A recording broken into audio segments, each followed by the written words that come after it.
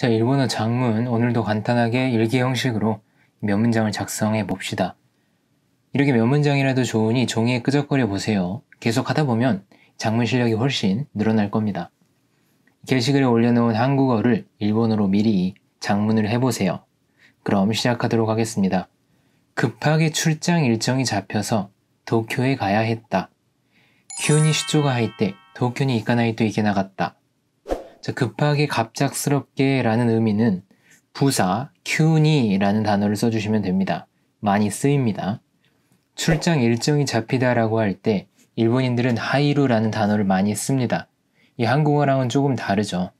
출장이 잡히다 라는 표현을 슈조가 하이루라고 합니다. 출장 일정이 자기 스케줄에 들어왔다 라는 의미겠죠. 살짝 바꿔서 슈조 니테가 키마떼 라고 쓰셔도 됩니다. 출장 일정이 정해져서 라는 뉘앙스가 되겠죠. 이 장문을 할 때 생각나지 않는 단어가 있다면 바로바로 다른 단어로 응용해서 써주시는 연습도 해주셔야 됩니다. 생각나지 않는 단어를 굳이 붙잡고 있을 필요는 없어요. 그리고 무엇 해야 했다 라는 표현을 일본어로 말할 때는 하지 않으면 안 된다 라는 식으로 표현을 많이 합니다. 그래서 이까나이또 이께 나갔다 라고 표현을 해준 겁니다. 다음 문장. 신칸센을 타기 위해 신오사카역으로 향했다. 신칸센이 노를 타면이 신오사카에키에 묵갔다. 오사카에서 도쿄로 가나 보죠? 자, 이 문장은 간단한데 한 가지 주의해야 될 게 있습니다. 이 타다라는 동사 노루를 쓸 때 이 앞에 조사 니가 온다는 겁니다. 한국어로는 무엇을 타다가 되죠. 뭐 기차를 타다, 택시를 타다처럼요. 그렇기 때문에 신칸센 오 노루가 될 것 같은데 일본어로 이 노루를 쓸 때는 나니나니 니 노루가 됩니다. 그래서 덴샤 니 노루, 신칸센 니 노루 이렇게 되는 거죠. 알고 있다고 해도 헷갈립니다. 회화에서 말을 할 때는 이 정도 실수를 해도 되고 조사를 빼버릴 수도 있죠. 뭐 덴샤 노테카라 뭐 이런 식으로 생략을 해버려도 되는데 장문을 할 때는 이 부분을 실수하게 되면 눈에 많이 띄게 됩니다. 조심을 해주세요. 이 노르라는 동사가 사용 빈도가 높은 동사이기 때문에 이 부분은 조심을 해주세요. 다음 문장. 왕복 할인이 있기 때문에 왕복으로 티켓을 샀다. 오후쿠 와리비키가 하루 타메 오후쿠で 티켓을 샀다. 실제로 왕복으로 사면 가격이 살짝 싸집니다. 뭐 그래도 엄청 비싸기는 하지만 이 왕복으로 라는 표현만 알아두시면 돼요. 오후쿠で 라고 합니다. 할인은 와리비키가 되겠죠? 다음 문장. 흔들림이 없고 조용한 게 신칸센의 장점이라고 생각한다. 유레모 낮고 시즈카나 코토가 신칸센의 이이 토코로다또 칸가에루. 자, 흔들리다 라는 동사가 유레루입니다. 기차가 흔들린다든지 땅이 흔들린다든지 이 뭔가가 흔들릴 때는 유레루라고 합니다. 그래서 유레라고 하면 흔들림입니다. 그리고 장점이라는 말은 이이 토코로, 단점이라는 말은 와루이 토코로 라고 해주시면 되고요. 다음 문장. 3시간 정도 달려서 도쿄역에서 내렸다. 3시간 정도 하실 때 도쿄에키데 오리다. 자, 다른 장문 영상에서도 언급은 했는데 이 사람이 달리는 것만 하시루를 쓰는 게 아닙니다. 차도 달릴 수 있고 기차도 달릴 수 있습니다. 그리고 기차에서 내리다 라는 표현으로 오리루 라는 동사를 쓴다는 건 다들 아실 거라고 생각을 합니다. 다음 문장. 출장지는 긴자역 근처이기 때문에 지하철로 갈아타서 긴자역에서 내렸다. 슈조사키와 긴자에키의 近くなので 지하철에乗り換えて 긴자에키에 오리다. 문장이 조금 길지만 어렵지는 않죠. 환승하다, 갈아타다 라는 표현을 써보기 위해서 넣었습니다. 노리카에루라는 동사가 갈아타다, 환승하다이고요. 이걸 명사로 쓸 때는 노리카에가 되겠죠. 신칸센에서 지하철로 갈아탔다 라고 했으니까 치카테츠니 노리카에떼 라고 한 겁니다. 다음 문장. 명품 가게가 즐비한 긴자의 메인 도로를 15분 정도 걸으니 목적지가 보여왔다.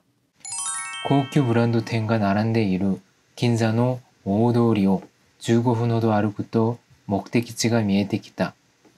이 문장은 좀 어려운데 일단 명품이라는 단어를 보죠. 한국어 그대로 메이힝이라고 할 것 같은데 명품을 일본어로 이런 식으로 말하지 않습니다. 기본적으로 어느 정도 지명도가 있는 브랜드 물건은 브란도힝이라고 합니다. 그리고 좀 더 가격대가 높아지는 꽤 비싼 명품 같은 경우에는 이 앞에 고급이라는 단어를 붙여서 고규 브란도힝이라고 합니다. 긴자에 가보시면 알겠지만 명품 가게들이 집약되어 있는 거리가 있죠. 그렇기 때문에 여기서는 명품 가게를 고규 브란도 탱이라고 했고, 이런 가게들이 쭉 늘어서 있는 모습을 나란데루라는 동사를 써줬습니다. 그리고 메인도로라는 건 가장 크게 뚫려있는 차도를 뜻합니다. 옆으로는 당연히 인도도 크게 있겠죠. 이걸 오도리라고 합니다. 그리고 여기서 목적지라는 건 지금 출장을 가고 있는 상대방 회사겠죠. 긴자에는 명품 가게만 있는 게 아닙니다. 회사들도 굉장히 많고 긴자에 본사를 두고 있는 일본 회사들도 많습니다. 이 긴자가 도쿄역이랑 가깝기 때문에 신칸센을 타고서 출장을 가기에 굉장히 용이합니다. 그래서 이 도쿄역과 긴자역 주변에 이 본사, 지사를 두고 있는 회사들이 상당히 많은 편이에요. 여러분들이 잘 아시는 신주쿠역, 이케부쿠로, 하라주쿠 이런 데보다 도쿄역 근처가 회사들이 훨씬 많습니다. 다음 문장. 빌딩 안으로 들어가 접수처에 용건을 전달했다. 비루노 나카니 하이테 우케츠케니 요지を伝えた. 자, 회사에는 보안 때문에 바로 사무실로 들어갈 수가 없죠. 큰 회사는 1층에 접수처가 있습니다. 이걸 우케츠케라고 합니다. 용건이라는 단어는 요지라는 단어를 써주시면 돼요. 출장을 오기 전에 이 담당자들 간에 너네 회사로 간다고 미리 말을 해놨겠죠. 그 내용을 접수처에 전달하는 겁니다. 다음 문장. 곧 있으면 담당자가 1층 로비로 내려온다는 말을 듣고 근처의 소파에 앉아서 기다리기로 했다. もうすぐ担当者が1階のロビーに降りてくると言われて近くのソファに座って待つことにした. 로비라는 단어, 호텔 로비도 있고 많이 쓰입니다. 이 가타카나로 쓸 때 이 뒤쪽에 장음, 하이픈이 붙는다는 걸 잘 외워두세요. 소파도 마찬가지이고요. 실제로 글을 쓸 때 가타카나가 항상 헷갈립니다. 그리고 근처의 소파라고 할 때 이 치카이라는 단어를 활용해서 치카쿠노 소파입니다. 근처의 라는 표현을 쓸 때는 항상 치카쿠노라고 해주셔야 됩니다. 치카이 소파가 아닙니다. 그리고 기다리기로 했다라는 표현에서 무엇 하기로 했다는 나니나니 코토니시다 라고 써주시면 됩니다. 자, 그리고 간단하게 마지막 문장. 담당자를 만나 새로운 사업 계획안에 대해서 회의를 할 생각이다.担当者に会って 新しい事業プランについて打ち合わせをするつもりだ. 자, 여기서 누구누구를 만나다 라고 할 때도 나니나니 니 아우 라고 써주셔야 됩니다. 이 한국어 그대로 탄토샤오 아떼 라고 표현하기 쉬운데 이 노르라는 동사와 아우라는 동사는 앞에 오는 명사 뒤에 조사 니를 붙입니다. 그리고 사업 계획안이라는 건 지교 플랜이라고 해도 되고 지교 계획안이라고 해도 되겠죠. 그리고 얼굴을 서로 맞대고 뭔가를 논의하는 걸 우찌아와세라고 합니다. 카이기라는 단어도 있는데 우찌아와세보다 조금은 더 규모가 있고 중요도가 높을 때를 카이기라고 합니다. 10명 정도의 각 부서의 담당자가 모여서 신제품에 대해서 회의를 한다든지 부장 과장들이 모여서 어떤 안건을 논의한다든지 이런 경우에는 카이기라는 말을 많이 쓰는데 이 문장에서처럼 두세 명의 사람들이 간단하게 어떤 얼굴을 맞대고 이야기를 하는 건 우찌아와세라고 합니다. 두 단어가 살짝 겹치는 부분이 있기 때문에 아무거나 쓰셔도 상관은 없는데 보통 카이기라는 단어는 살짝 더 무거운 느낌이 있다고 생각을 해주세요.